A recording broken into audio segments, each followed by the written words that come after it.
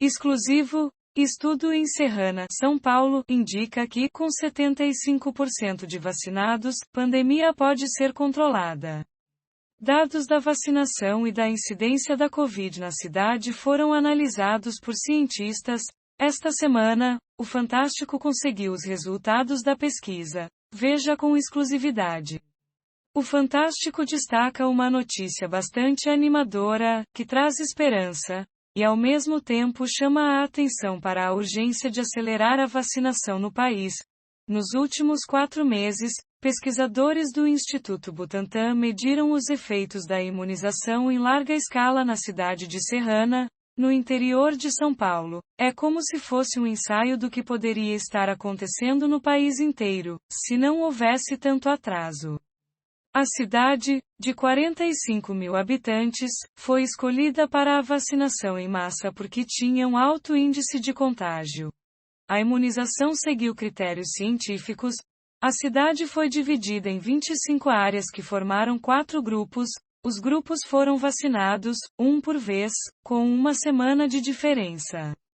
A vacinação ainda não tinha terminado quando Serrana enfrentou um aumento no número de casos.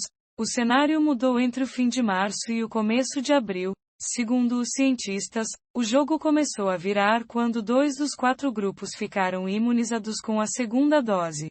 Em abril, Serrana já observava uma queda expressiva na incidência da Covid-19. De 699 casos em março, esse número caiu para 251, e as mortes passaram de 20 para 6, nesse mesmo período. Os dados da vacinação e da incidência da Covid em Serrana foram analisados pelos cientistas, e esta semana, o Fantástico conseguiu, com exclusividade, resultados da pesquisa. O gráfico no vídeo acima mostra a evolução dos números de casos sintomáticos e de hospitalizações, e quando os 4 grupos foram vacinados, com a primeira e com a segunda dose. Os números começaram a cair depois que todos os grupos tomaram a primeira dose. Mas para os cientistas, o controle da pandemia se deu depois que 3 dos 4 grupos receberam a segunda dose, ou seja, cerca de 75% da população, de acordo com o Instituto Butantan. Logo depois do fim da vacinação, o número de mortes caiu 95% em Serrana. O número de casos sintomáticos de Covid-19 teve uma redução de 80%, e a quantidade de hospitalizações teve uma queda de cerca de 86%. Serrana parece ser um oásis na região. A pesquisa do Instituto Butantan também revela que, enquanto 15 cidades vizinhas apresentavam aumento no número de casos, acontecia exatamente o contrário em Serrana.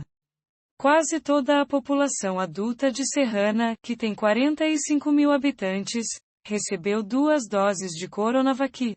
O que números mostram, de forma categórica, é que só existe um caminho para controlar a pandemia: vacina para os brasileiros.